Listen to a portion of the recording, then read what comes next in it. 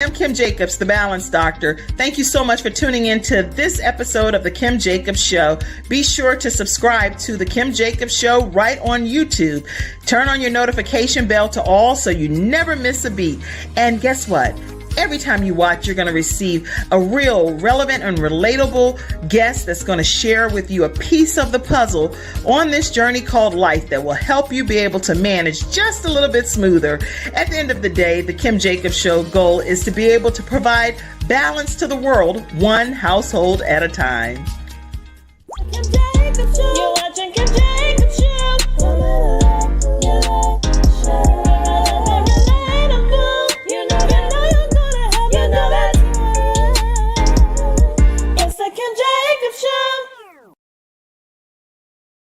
Hello, everyone. Yes, it's the Kim Jacobs Show, and I have Minister Valerie Watkins with us today. How are you, Minister Valerie? I am doing well, thank you. Good, good. I'm so glad to have you on today's broadcast. We're going to have a great time, everyone. Grab your virtual seats. Let us know right when you walk into the studio audience where you're visiting in from. Say, hey, I'm Kim, and I'm from the Charlotte, North Carolina area, so I can do a shout out to you and just welcome you formally right here on the show. Also, if you would like to come onto the screen, because sometimes we have our experts that come on and they are sharing tips, but you want to ask a head-to-head question. Know that you can do that by simply using this link right here that I'm putting in the comment section, and you'll be brought right into the broadcast, okay? All right, and also tag your friends, family, coworkers, everyone, and let them know that today we're talking about no sad story, how to cry out to get out.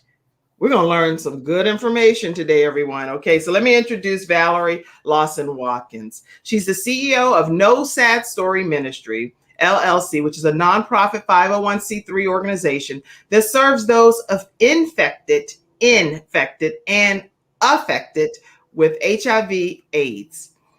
She's the author of No Sad Story, which tells the story of her mother being diagnosed with AIDS at the age of 60. She just launched the ministry Cry Out to Get Out, unmasking the mask of domestic violence in October 2020 after the tragic death of someone very close to her. And I'll let her tell more about that story.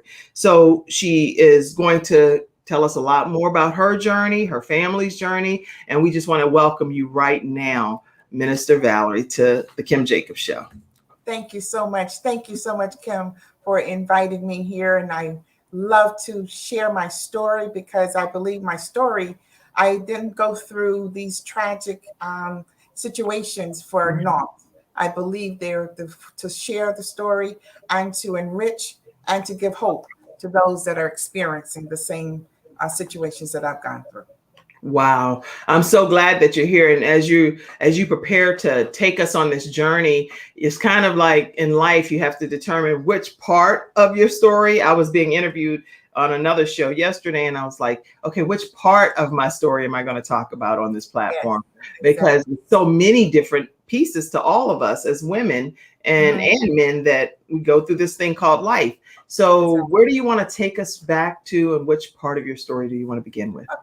Well, I'm going to begin with the how this book, my first book, came about, No Sad Story, and the title came about from my mom. My mom was the mother of one daughter, which is me. I have 5 brothers, and my mom was an extraordinary mom. I think all of us can say that about our moms, but of course, my mom was a jewel. She was a jewel, a rare jewel. My mom, at the age of 15, married my father. He was 19, and in the small city of Kinston, North Carolina. And they fell in love, got married, had 6 children. And my father, 6 children. And she didn't see her feet for about the consecutive 9 years, but we were all steps. And my mom got into the ministry at 17, and my father followed her when he was 22, and they were called the duo, and they were tag team in revivals, and my mom was evangelist. My father became a pastor. And so when we would go to church, they would save the front row for all 6 of us. because they knew my mom had a tribe. And so we were PKs, and we loved Jesus. We became all of us accepted Christ at a very young age. And when I was 8, my mom would go north to work, and my father would keep my brothers. And my father told my mom to stay north in Newark, and Right. he would bring my brothers up later. And so he said that he would come up and he would transfer his job from DuPont in North Carolina to Newark, New Jersey. So my Okay. mom did that, and so we became a family for about 3 weeks. And my father decided to go back south and get our furniture. Well, when he went back south, my mom was still in Newark, and Okay. we didn't see him. We didn't see my father for the next 5 years. So there my mom was, a single mom with 6 children for 5 years. Wait. Okay. So just so I'm visualizing, your dad was just going back to get the furniture. Just going back to get the furniture. At least that's what you all thought, That's including your mom. She thought that he's just heading back to take care of the family and bring all of us our belongings so that we can all have this and be in one big kumbaya type of situation, right? exactly. But Exactly. nobody knew, including your mom, that when he took off to go back south, that he wasn't going to come back. Wow. No, That's a lot, right? it was a lot. That was a lot. So my mom had the 6 of us in an apartment, 3-bedroom apartment, making $300 a week to take care of 6 children in the summer. And he So never called or never nothing for 5 years, just disappeared. disappeared. And you all didn't know where he was. Didn't know where he was. My mom called his job after we didn't hear from him for 2 weeks. My mom called his job. He was still pastoring in Williamston at that time, Williamston, North Carolina. The members were looking for him on Sunday mornings. He didn't show up. Didn't know where he was. She called his job. Didn't know where he was. He had a sister that was still living in Portsmouth, Virginia. Didn't know where he was. No one knew So where did people start assuming that he passed away? What did people start? No, just knew that he had taken off. Didn't know where he was. Hmm. Didn't know. But my mom loved God, Right. and she had always kept her phone book. And my mom called the pastor of a church that she had ran. My father and her had ran revival in Newburgh, New York. Yes. She called Pastor Davis, and Pastor Davis came from Newburgh, New York to Newark, New Jersey, picked us up, all 7 of us, up in his Volkswagen Jeep, and took us to Newburgh, New York on a Saturday. Sunday morning, we was in Holy Temple Church. He was up ministering and packed as many things as he could in his little Volkswagen, and all 7 of us. And Right. we stayed in his home that Saturday night. And that Sunday morning took us to church. And everybody in Holy Temple knew my mom because she had ran revival there before. Right. And that Sunday morning, Pastor Davis got up and he preached. And after he preached, he stood up and he said, Evangelist Lawson is here with her 6 children, and they need a place to live. And Mother Warren was on one side of the church and her husband was on the other side of the church. And they both raised their hand at the same time and said the Lawsons could come and live with them. And they were husband and wife. Wow. On 2 ends of the church, and they both said, "Hey, we're going to help." We both, even though they weren't sitting near each other texting or anything, they just it was just that unction that here, let's both support this family. Wow. Okay. So this family, this husband and wife, took your entire family, your mom and all 6 of you all, into Yes. their home. And what was that? What was that process? That was in Bells Gate, New York, and they had 3 children of their own, and they took us in, and it was just like family, just like being home. And how long did you stay there with them? We stayed there almost 2 years until my mom worked 2 jobs until we were able to get our own place. Wow. Oh, Yes, and she what was are a their hair. names? What are their names? Because this is stuff that needs to, I mean, this is the kind of stuff I think should go viral in life. You got Pastor Their Davis. names were Sally and Sally Warren, and her husband was Thomas Warren, the Warren family. Wow. The Yeah. Warren family. I just want to say Yes. on behalf of the Kim Jacobs Show and on behalf of the entire family that we appreciate your willingness and your random act of kindness to be able to embrace this family. This is really what life is all about, to be able to help someone in need. And oh my goodness, the Warren family and Pastor Davis and all of you all in that New York area, thank you. Even though I don't even know any of you, I'm just grateful that people like you exist. Wow. They did. They took us in, and my mom was able to save up money, and we got our own place in Newburgh, New York. And it was our first, when we moved there, it was our first winter in New York, in the up north. And we froze our butts off. It was cold. It was cold. But fast forward, we moved from, we were in Newburgh up until for 3 years, we were in Newburgh, New York. Then we moved to Stamford, Connecticut. And then from Stamford, Connecticut, we were there because of church people that my mom knew. And we settled in Stamford, and my father, my oldest brother, by that time, my oldest brother started working. Okay. And I was in junior high school when we moved to Stamford, Connecticut. And my oldest brother was working, and it was his first full-time job. And he went to punch out at his something graphics, and someone called his name, and he said Daniel, and he looked around, and it was my dad. Get out of here. My dad had moved to Stamford, Connecticut.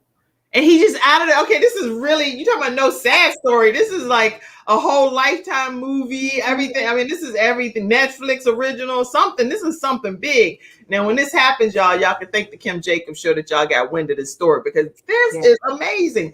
So out of the blue, your brother who's now working. Yes. And if anybody else is feeling that this is amazing, please type it in the comments section. I'll pull your comments up. Let me go over here to some of these comments. Wait a minute. Don't go any further, because this is amazing.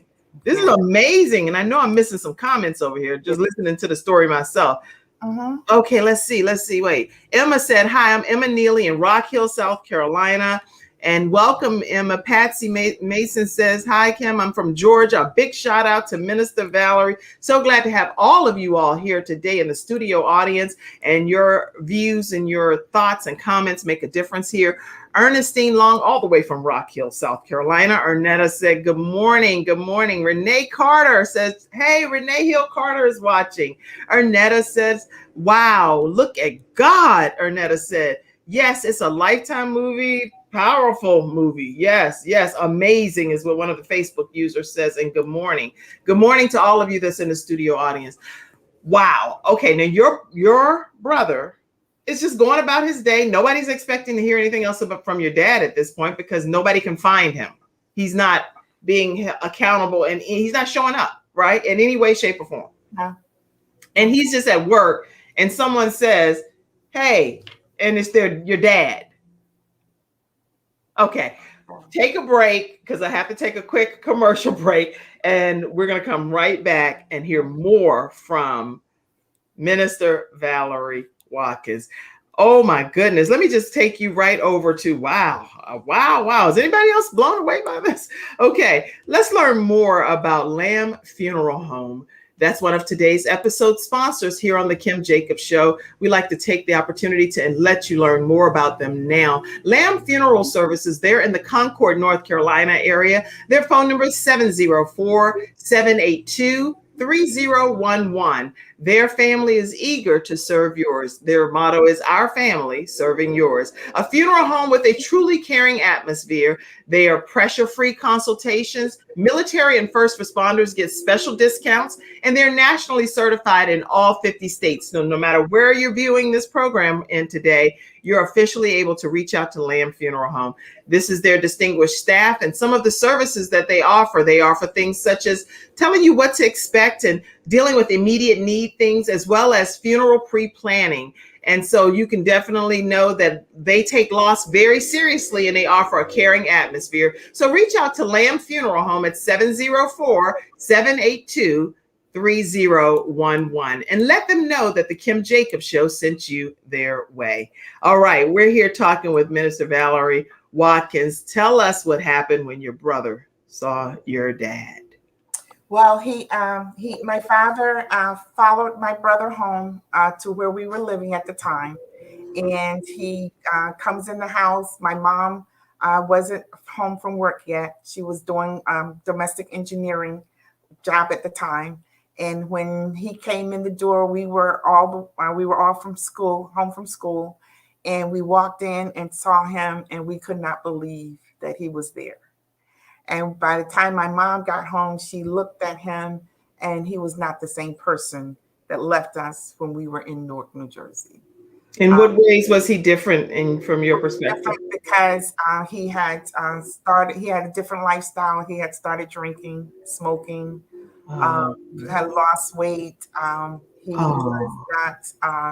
He didn't explain to us where he was. It was no apology or anything. And but because my mom loved him, she embraced him. He moved into the house. My mom was still evangelizing. He wasn't. He would go to church, but he would sleep through the whole service. He had friends that he had met while he was in Stanford. They were not Christians. He had met women, and he had the ungodly lifestyle. And at the time, my mom we were in a home that we were renting rooms to people. We had boarders, and he ended up having an affair with one of my mom's tenants. So it was not a healthy atmosphere or healthy lifestyle for us, because it was something totally different than what we were used to. Because my mom, even though he was gone for those 5 years, my mom kept us in church. She practiced a godly lifestyle in front of us. She prayed for us. We had Bible study. All we knew was God. All we knew was prayer. All we knew was staying together and taking care of each other and loving each other. And she poured herself into us. She taught us how to forgive and how to obtain the character and the lifestyle of God. And so to see him that way, it was not healthy for us. Wow. But because she loved him, she sacrificed for him.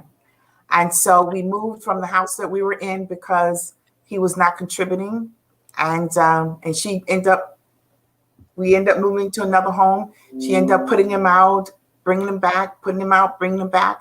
My brothers, my two youngest, my brother that's younger than I am, and my other brother, they went through some changes. So it was a lot. It was a lot. It was a right. Lots of things happening in this story. So ultimately, your dad, when he came back and your mom embraced him, and things happened where the family was all reunited again, but it kind of sent the family in a upheaval, if that makes sense, because of the fact that you all weren't used to the lifestyle that he had now become accustomed to. And he was bringing that into the environment. Exactly. And therefore shifting everything that was happening in the house. But your mom loved him, wanted him to stay there, and wanted to work through, because now he's all of a sudden revived. It's like, where did he come from? He's here. And everyone knows he's alive. And he never apologized, was not remorseful or any of that. But your mom obviously felt that through the love of God, she wanted to keep him as her husband. Okay. So wow. Fast forward, we moved from Stanford to Bridgeport, Connecticut, and that's where all of us graduated from. We ended up getting married. My brothers got married. My second oldest brother ended up going to the ministry. My mom became the mother of the church. I was ordained minister in the church, and we all got married and moved out of home. Made sure before I got married, made sure my mom had her own home, and so grandchildren and all of that. Okay, I am now married to a military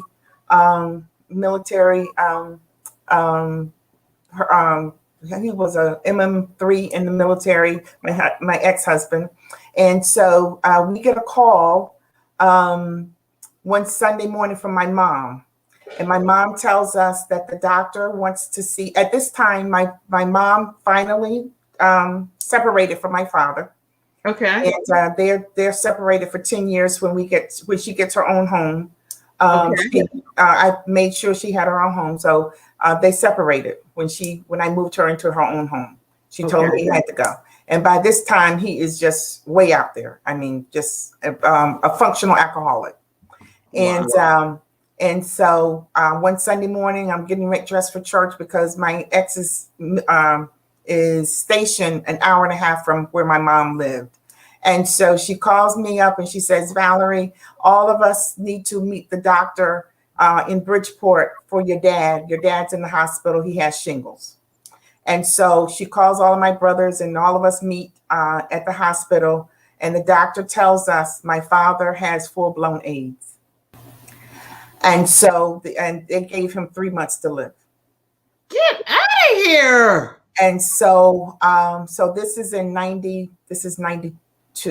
No, I'm sorry, 93. In 93.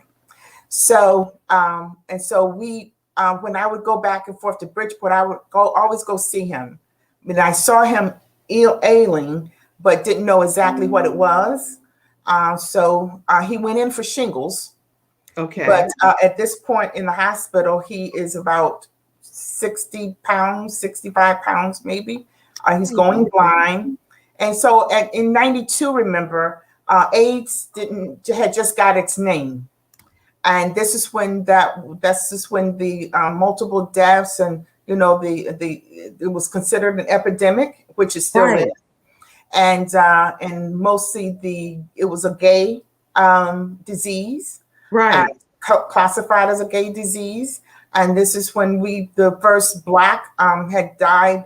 I had openly admitted that they had AIDS. That was Arthur Ashe.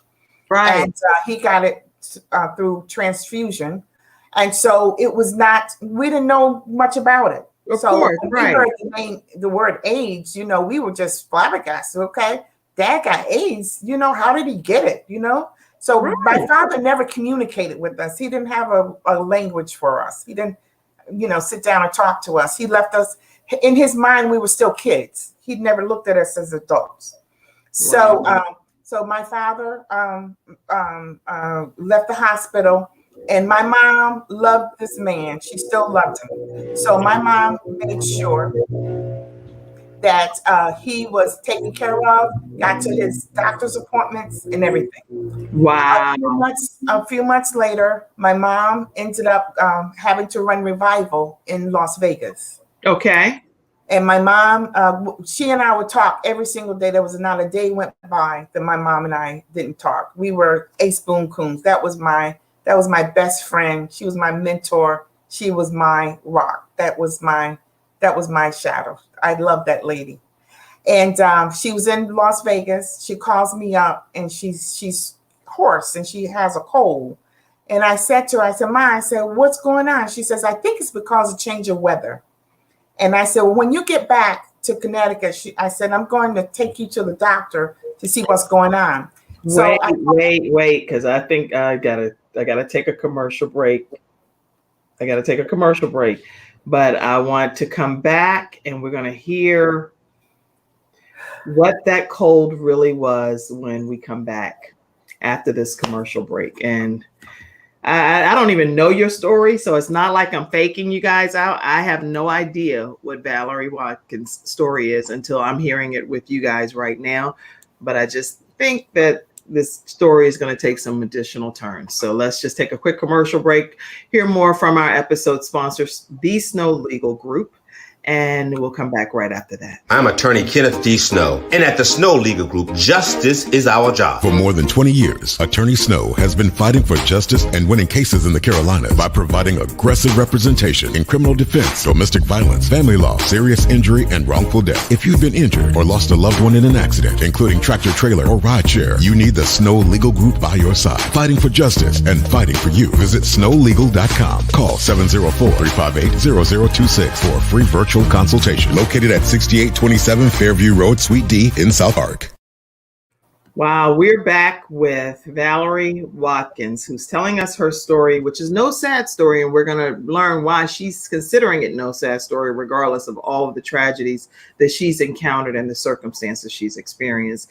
But today's episode is sponsored by Snow Legal Group. They're in the Charlotte area and surrounding areas, as well as in South Carolina. So if you're dealing with any type of workers' compensation, or you're dealing with some type of accident that's of no fault of your own, then make sure you reach out to them for a free consultation. The phone number is 704-358-0026. And you can also email them at info@snowlegal.com. They are willing to give you a free consultation if you let them know that the Kim Jacobs Show sent you their way. All right, Valerie. So your mom has a cold. Tell us more. She has a cold, and I said to her, I said, Mom, when you get back, I said, I'm going to take you to the doctor and see what's going on. And she says, okay. And so I called my second oldest brother, who is now pastoring, and he has become the first Black chaplain of Yale Hospital. And he is also the first Black to become a advocate of the HIV/AIDS Community Center in New Haven, Connecticut. Wow. I called him up and I tell him, I said, Mom has a cold, and I said, when she comes back, I'm picking her up from the airport and I'm going to take her to the doctor. He says, no. He says, I'm going to pick her up from the airport and I'm going to take her to my doctor. Down some because we can't see your mouth. Okay. Okay. He says, I'm going to pick her up and I'm going to take her to my doctor. Okay. And I said, okay. I said, okay. I said, well, I'll call and tell her. And I gave her her itinerary. He takes her to his doctor, not knowing that he was taking her to his clinic because he already knew. So he picks her up and takes her to his clinic, which is the HIV Health Center of New Haven, Connecticut. So he already suspected that she had HIV. Wow. And how long after your dad passed away did your mom find out that she had? Well, he didn't pass away yet. He did not pass away. Okay, I thought you said he had 3 months to live and he's alive. He's still alive. God Almighty, look at God. He's still alive. He's still alive. So he wait. So now your mom, wait, okay. So he was told he has 3 months to live. He survived that, and now it's 2021 from 1990 something. What? No. This is he found out in 93. Right. My mom she's in revival he found out in October of 93. Okay. This is now December of 93. Okay. So my brother picks her up and takes her to his doctor. Okay. And the doctor tests her, and she has full-blown AIDS. Oh man, okay. Because it has laid dormant. They've been separated for 10 years. Right. I remember that piece you told me. So it laid dormant for 10 years. And then surfaced as full-blown AIDS. Right. So the first place she wanted to go is to go see my dad. Of course. So my brother takes her to see my father. Okay. And she tells my father that she has AIDS. And he says to her, Bert, I'm so sorry.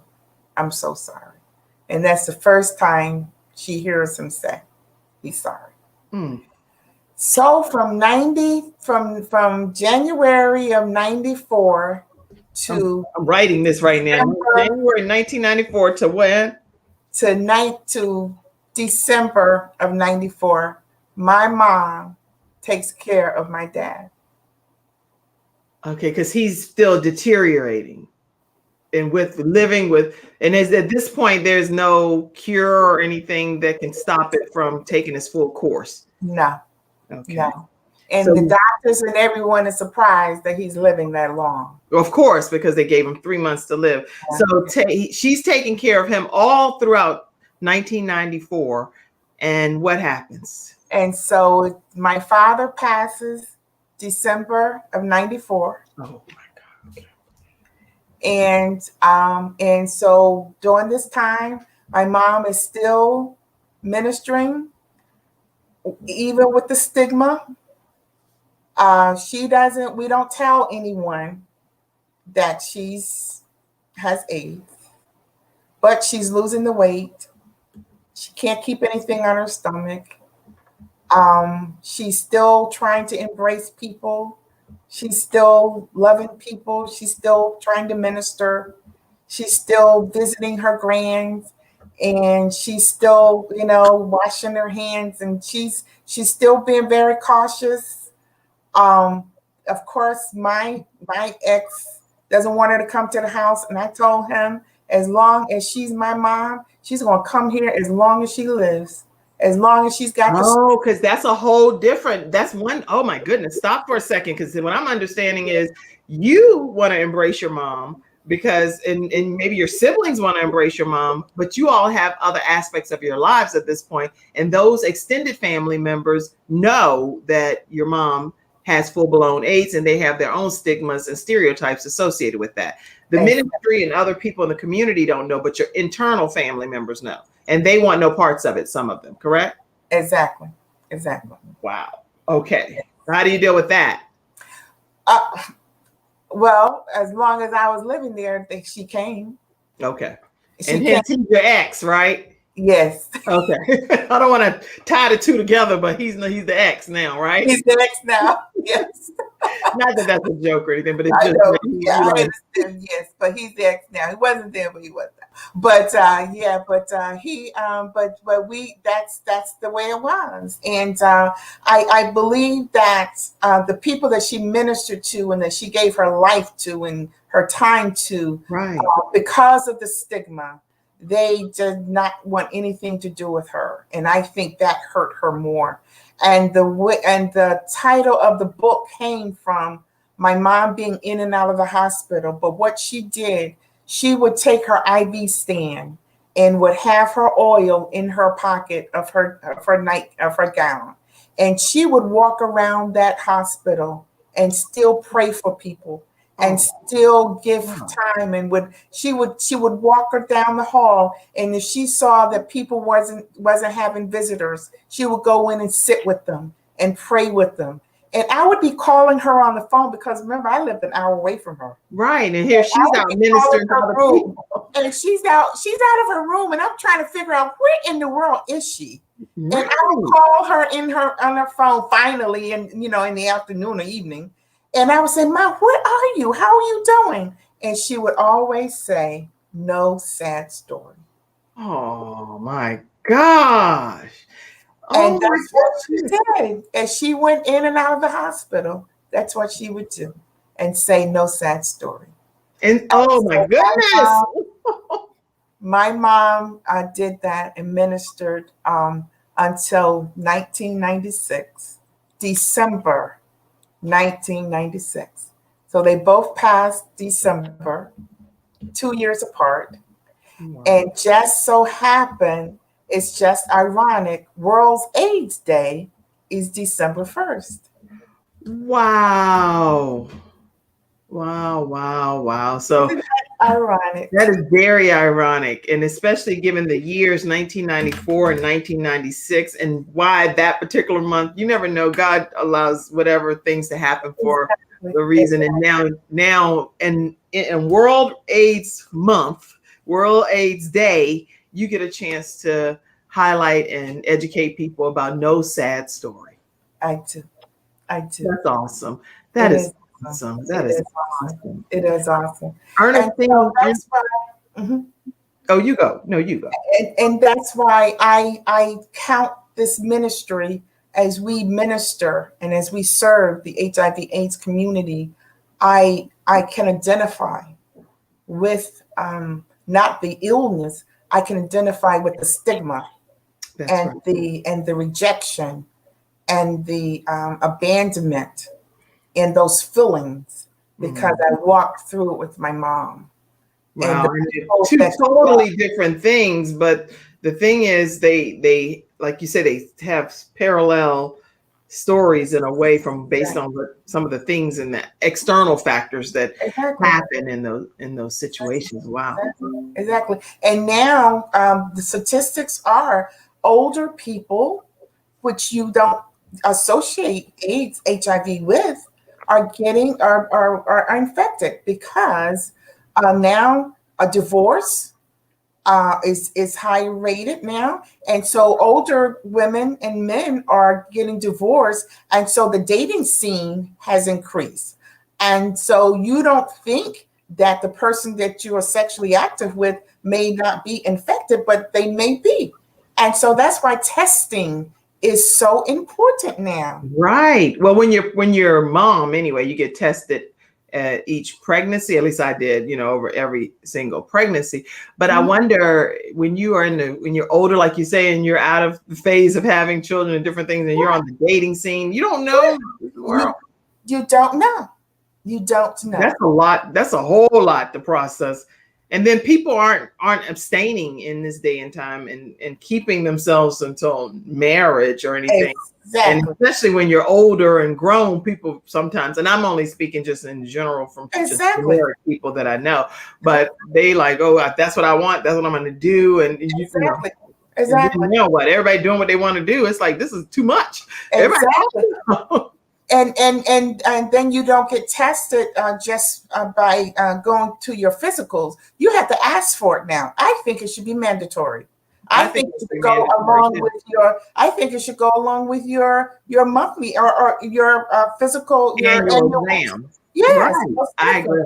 But it's not. You have to ask for it, and I just this is important. It's important. This is really important what you're talking about here today on. And then with the senior communities, I think there should be a testing every month.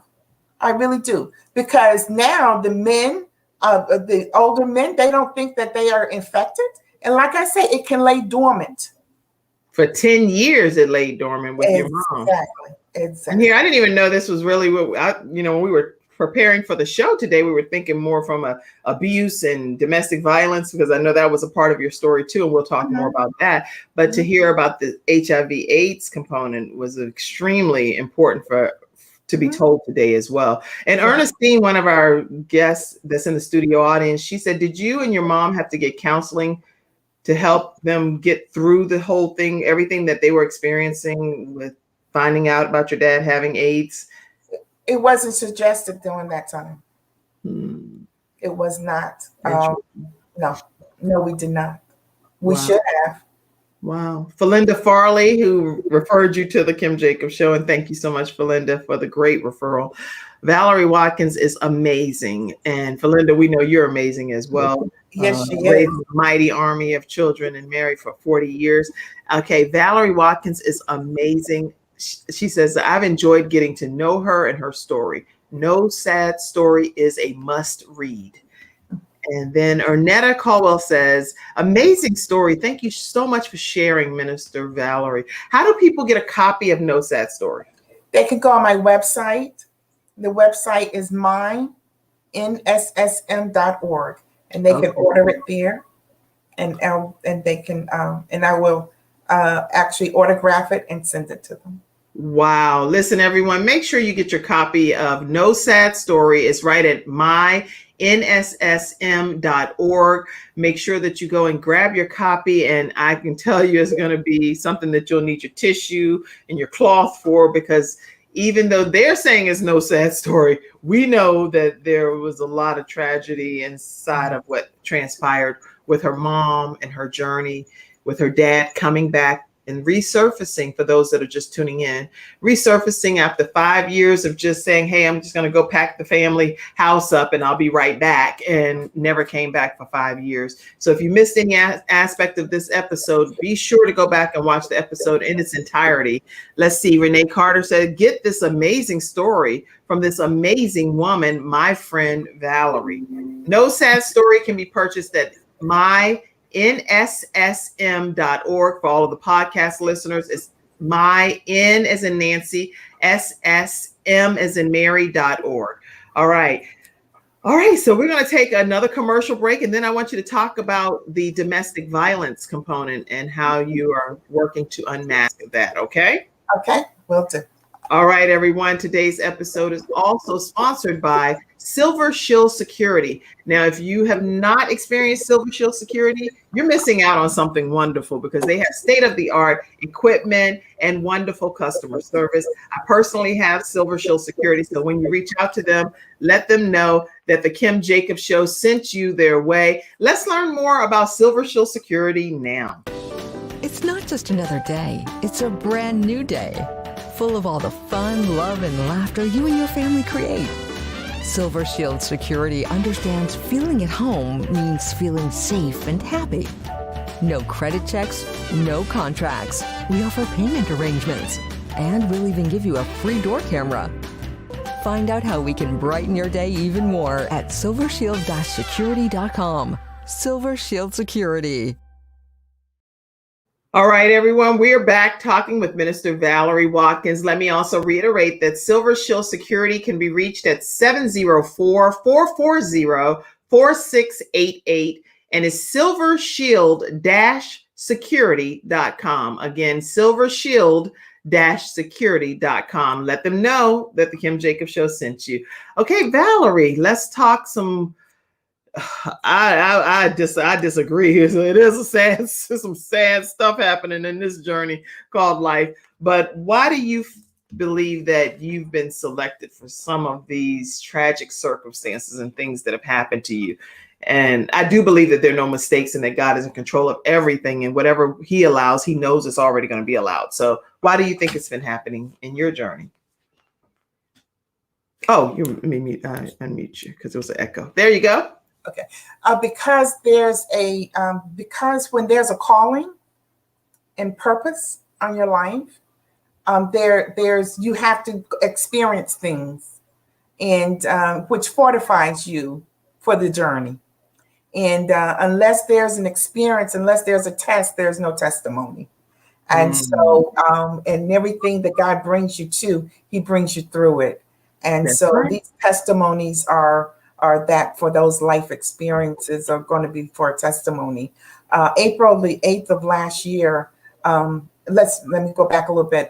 October of 2018, I met a young lady. I'm a notary, and I went to this young lady's home to notarize documents for her husband. Okay. And she wasn't home as of yet. And I did documents for notarized documents for the husband. And as I was going out the door, the wife was coming in, and the Holy Spirit just spoke to me and said, she needs a hug. And so I asked her to come outside with me. And I said, Mrs. Johnson, I said, can I just hug you? And she said, sure, you can. And I just hugged her. When I hugged her, she just started bawling, just started crying uncontrollably. And I just held her. And when she got herself together, she began to tell me that the young man that I just did notarization for had been abusing her for the last 6 years of her marriage. Wow. And I asked her, I said, well, why do you stay? And she said, because I want my children to have a stable home. And I said, abuse is stable? And she said, at least they have two parents. Wow. And so she had one child by him, and the oldest son was by her previous marriage. And I said, would you promise me something if you're going to stay? I said, would you promise me that you'll meet me every month? I said, every month we will have lunch together. And I said, I want to stay connected to you. And she said, I promise. And we did a pinky promise. And so that was October. And every month she kept her promise. And every month she had a story for me of abuse. And so, so going forward, December of 2019, we never talked at night because she didn't want him to be, she didn't want him to know that we were to be present. Right. So December of 2019, she called me at night and I knew something was wrong. And she called me, she said, Miss Valerie, can you come and get me and the boys? She said, I finally had him arrested. I get to her house in Clover and I walked through the door was open. I walked through the door down her foyer and she came to me on her hands and knees, bruised, clothes hanging off of her, crying. The boys ran to me, Miss Valerie, look what Daddy did to Mommy. That boy had beat her so bad. I mean, it was awful. It was awful. She had him arrested. And I said to her, I said, Sharika, why didn't they take you to the hospital? She said, Miss Valerie, I wanted you to stay with the boys. I got some clothes for her and the boys, put her in my car, put my emergency lights on, and got her to the emergency room. And there I stayed with the boys and her all night long. And I told her she will not be going back to that house. So the next day he had broken ribs, busted lip, black eye, bruises all over. And they gave her, medicated and all that. And the next day they released her. And couldn't get out on bail at that time. She came home with me and her neighbors collected food and money for her. And they celebrated the kids and her on Christmas Day. They were here until after Christmas. So January the 1st, she went back to the house. She had to pack up the house. She had to move. The landlord, told them they had to move and everything. She went back to work and she was trying to get an apartment and the landlord blackballed her. And so she ended up moving in my home. She ended up moving here. And fast forward, I was wondering when was she going to go to court? I told her, do not go to court without me. Let me go to court with you. Right. So, but she never told me when she had to go to court. Well, April the 8th. But we bonded. It was just such a peace with her. I felt like I never had daughters. I have 2 sons. Right. I felt like I had exchanged roles. I felt like I was my mom and she was my daughter. And and so it was just such a bond and such a wonderful atmosphere. And a couple of times we were cooking together and she stood in my kitchen floor and she looked at me and she said, Ma V, she said, I'm in a good place. I'm in a good place. And I just hugged her and we just cried together. It was just such a beautiful relationship we had. And so April the 8th, I had just finished my devotion, went into my kitchen, made a smoothie, and little Junior, her 5-year-old, was at the table with her. And she was working from home because of COVID. And I had turned my April 8th this year? Last year.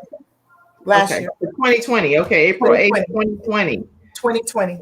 Mm-hmm. So she has a 5-year-old at this point, and you're just doing regular routine things for the day. She's going back home to do what? What did she go back? She in January she had gone back to pack up the house. Right, and she moved with you. She moved in with me in February. And you and her have a great relationship. You feel like you're in a motherly role over her, and you are just like living a great life at this point, knowing that she's safe, right? Knowing she's safe. Okay, go ahead. And the 10-year-old's downstairs sleeping, her oldest one, Alex. Junior is upstairs with her, and Junior is the one that they have together. Paul and her have together. The abuser, the estranged husband, and he has a restraining order.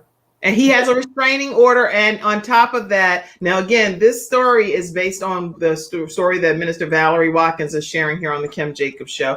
I obviously can't say anything from a legal perspective or anything pertaining to what's happening because I am a show host. I'm not, the views expressed are the views of our guests. But now he has a restraining order according to what you're sharing, right? And shouldn't be anywhere near her, correct? Exactly.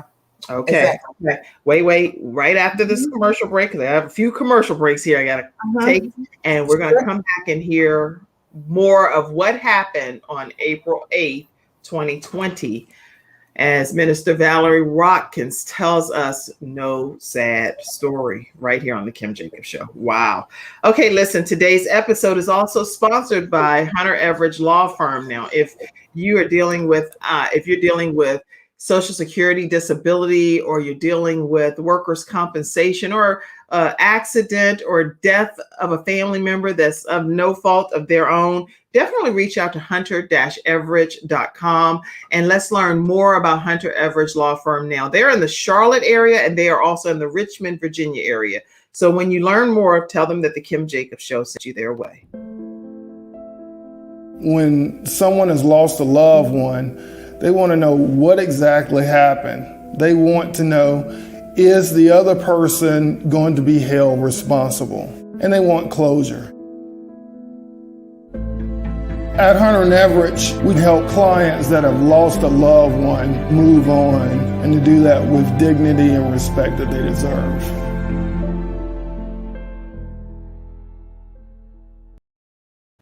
All right, everyone. We are back and we are talking with Minister Valerie Watkins. Let me give you the phone number to Attorney Charles Everidge. He's in the Charlotte area, and Attorney Hunter is in the Richmond area.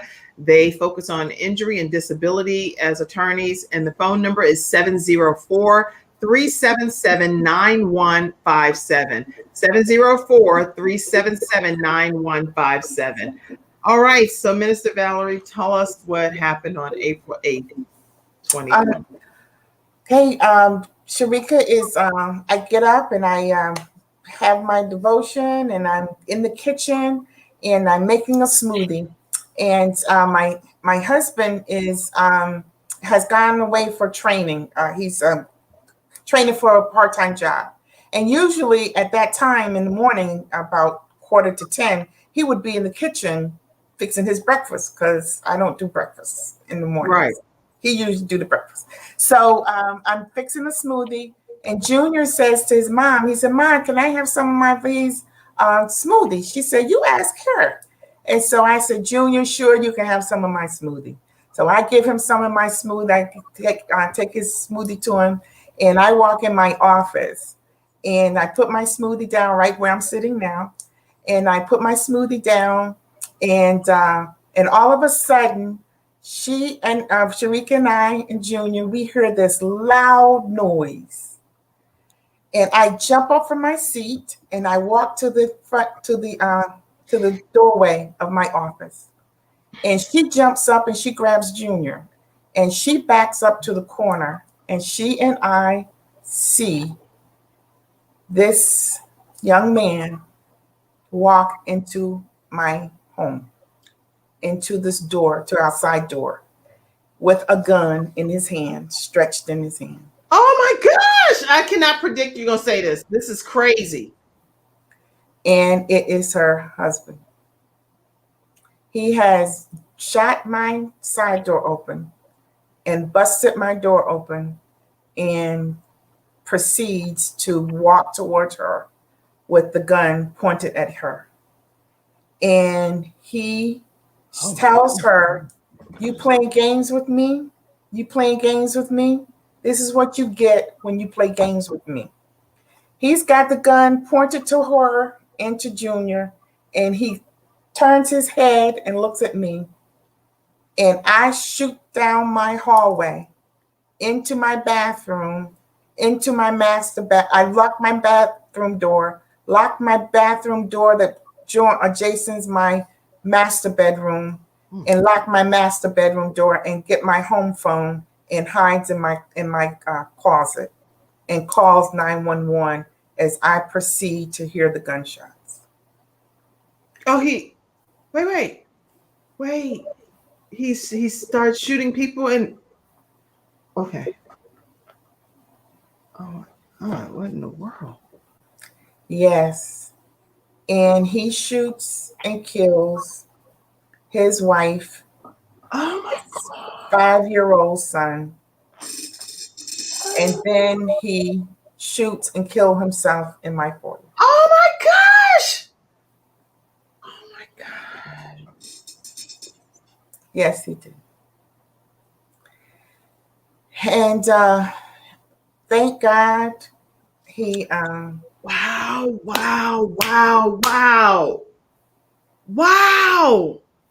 he did. That is so crazy. It is. It is. It is. It is. So he goes. Okay. So he goes on. I done dropped all kinds of stuff. Let me just understand here. You had no idea this man is coming to your house. He shoots the lock unlocked, and he proceeds to come into your home, and he kills the young lady staying with you and her 5-year-old son. Their 5-year-old son. Their 5-year-old son, and then takes his own life. He did. He did. And where is the 10-year-old son at this point? He's with his father in Florida. Okay. Yes, he's with his dad. No, but he wasn't there when this happened? He was downstairs sleeping. I have a ranch on a basement. And he didn't hear anything. Thank God he was sleeping. And the police got me out first. Yeah. And I told the police that Alex was downstairs sleeping. And the first thing he said, Miss Val, I didn't get to say bye to my mommy. I didn't get to say bye to my brother. Wow. But come to find out, she had been to court 3 times and never told me. She never told me. She never told me she was going to court. And all 3 times she had him released and never told me. She had him released? And she had an affidavit that was signed March the 2nd to drop the charges. So that's why I named the ministry of the domestic violence, Cry Out to Get Out. Because even though she cried out to get out, that was 6 years of an abuser in her ears. And that control and that narcissistic spirit was so domineering, and it had captivated her spirit. She didn't know who she was. She was a retired Army. She was a certified sharpshooter, and I mean smart as smart could be. But she let someone that was younger than she was, only had a high school diploma, got a dishonorable discharge from the military, to have that much control over her. So how is her son coping at this point in his life? He's not doing well at all. I can imagine. He's in a lot of therapy. Well, we're praying for him and asking God to totally help him through this horrific experience in his life, which nobody did. I can't even imagine what kind of. Only God can help him on his journey, and we know that. And it's going to take God through counselors and through people that God has put on this earth that's able to help him get through this. Okay, he's never going to get through it, or he's never going to get over it. He might end up going through life with obviously it. Yes. But I thank God for a safe passage. I thank God for Karamba therapy that has helped me through it. And I thank God for my awesome grief counselor, Renee Carter, that has helped me go through this, because there's no way that I could still be in the same home without those my therapy and my counseling. And Oh, so yeah, that's what I was going to ask you. You still live there I now? do. Okay. And I believe that this home is a safe haven for people of healing, and holistic healing and therapy. So And that's why I'm that's here. beautiful. That is beautiful that you've embraced it from that perspective, because it only takes God and the people that he puts in place to be able to help you get to the place that you're at today. And listen, if you're dealing with any type of domestic abuse situation, please make sure you reach out, cry out to get help. And the phone number here in this hotline case is 800-799-SAFE, which is 7233, 800-799-7233. How do people get in touch with you pertaining to the Cry Out to Get Out ministry? It's 704. Let's write this down, Shannon, if you can. Let me put this on. Give me 1 second. I want to make sure we put it up here on this bigger screen. So, okay, what is the phone number? Actually, it's 919 919 679 679 1933. 1933. And this is to who will this go to? This will go to the hotline, to our hotline. Okay, so this is Cry Out to Get Out. Okay, Cry Out and the number 2, right? Yes. To Get Out hotline. Okay. And you take anonymous calls as well? Yes, we do. Okay, and what type of help or services do you all provide to people that will call this number? 919-679-1933, Cry Out to Get Out hotline. And this is spearheaded by Valerie Watkins, which is right here on the show today. So what kind of services can people expect from that? Well, we can, we do a lot of referrals. We do the referrals, and we connect them to Safe Passage and to brief counseling. Excellent. So they're not saying that when you call them that they're going to do everything that is needed per se, but they're going to connect you to the resources that will be able to help you. So if you don't know where to start right here, 919-679-1933. Make sure that you also reach out to Valerie to get a copy of No Sad Story, which is a story that shares the chronicles of her mom's experience and dealing with full-blown AIDS and some of the traumatic things that she's experienced on her journey. And as you can see, she still ministered to the world, ministered to those right in the hospital that she was having her own trials and tribulations. She still ministered to those people. So it's No Sad Story is where you want to get a copy of that from Valerie Watkins. Let me see if I can pull that up as well. And that's through my N as in Nancy, S as in Sam, S as in Sam, M as in Mary.org. myNSSM.org. I say that because I have podcast listeners on iHeartRadio and SoundCloud and iTunes. So I want to make sure you all know to get it as well. Wow. Any closing point that you want to share today, Minister Valerie? I do. I just want to say that it doesn't matter what you're going through in life. It doesn't matter. It doesn't stay that way all the time. You will get through it. Yes. Your nights will turn into days. And the Bible says, weeping may endure for a night, but joy comes in the morning time. And I just want to give you a note of hope, because there's hope at the end of the tunnel. And that tunnels only, they may start out small, but as you go through them, that tunnel becomes wider and wider. And so don't lose hope. Don't lose hope, and make sure you're around people that will give you hope and give you support. Surround yourself with people not like yourself, but people that are bigger than you are. Yes. And don't look down, but look up, because there's help in looking up. Wow.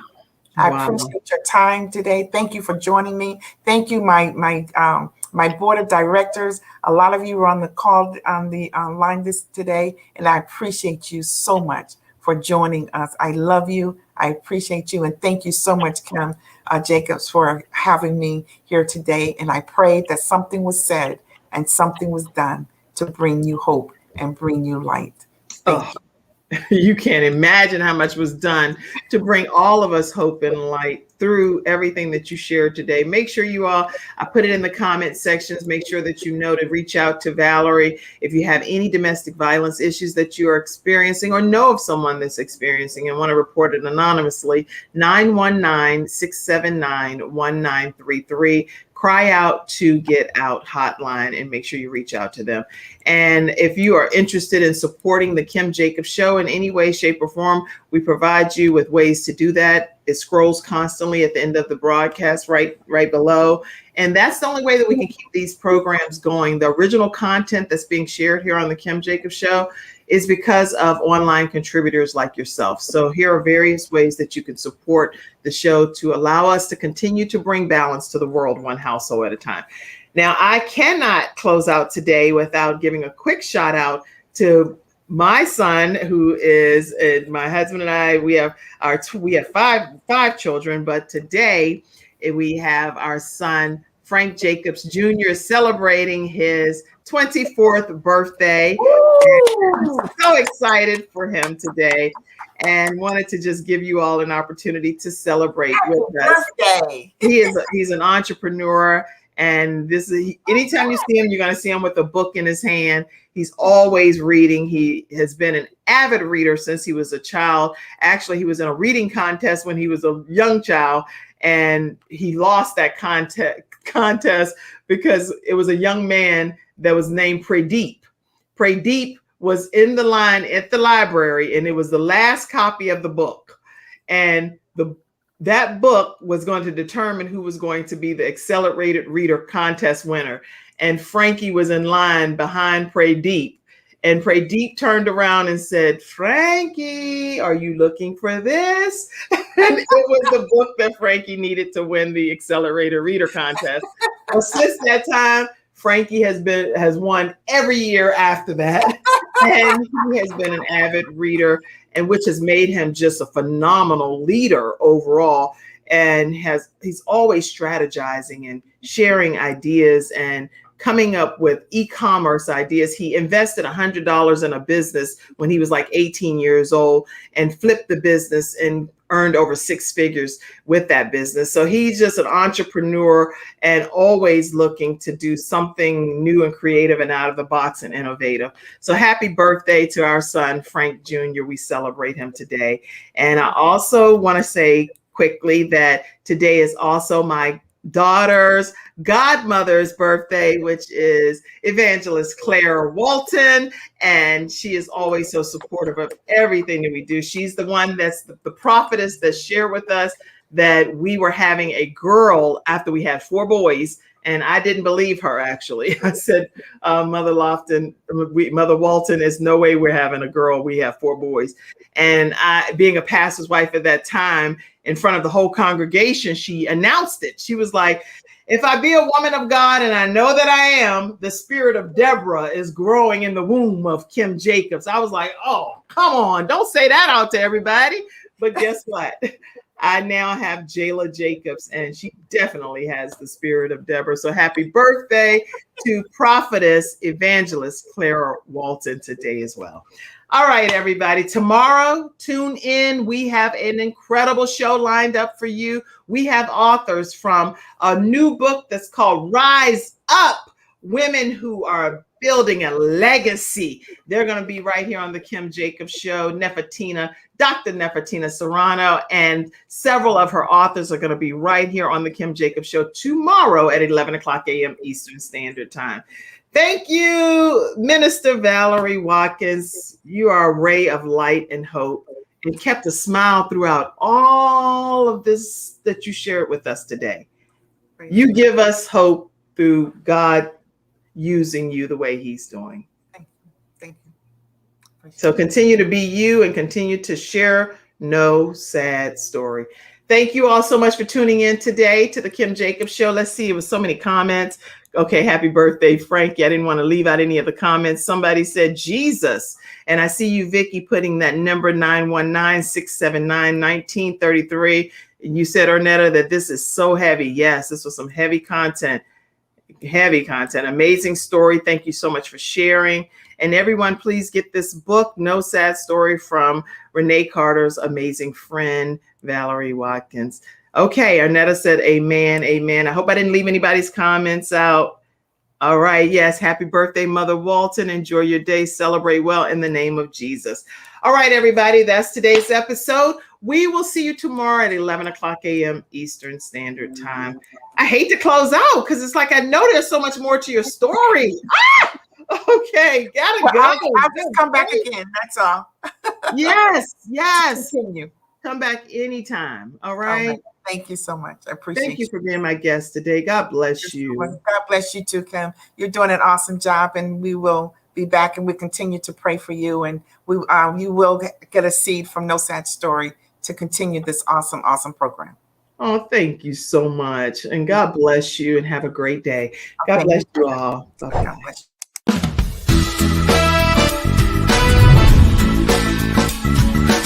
Hello, everyone. I'm Kim Jacobs, host of The Kim Jacobs Show, where we're bringing balance to the world one household at a time. Listen, we go live every weekday, Monday through Friday at 11 o'clock a.m. Eastern Standard Time. I bring guests on that talk about their backstories, things that they've had to overcome to become who they are today. Many of them are balancing and juggling life, and they've become experts in different fields. So they're sharing tips with you to make your life just a little bit easier. Many times as a guest in the studio audience, you'll get a chance to walk away with a missing piece of the puzzle that might be missing in your life. Let's go on this journey together, and I look forward to seeing you Monday through Friday at 11 o'clock a.m. Eastern Standard Time, right here on The Kim Jacobs Show. You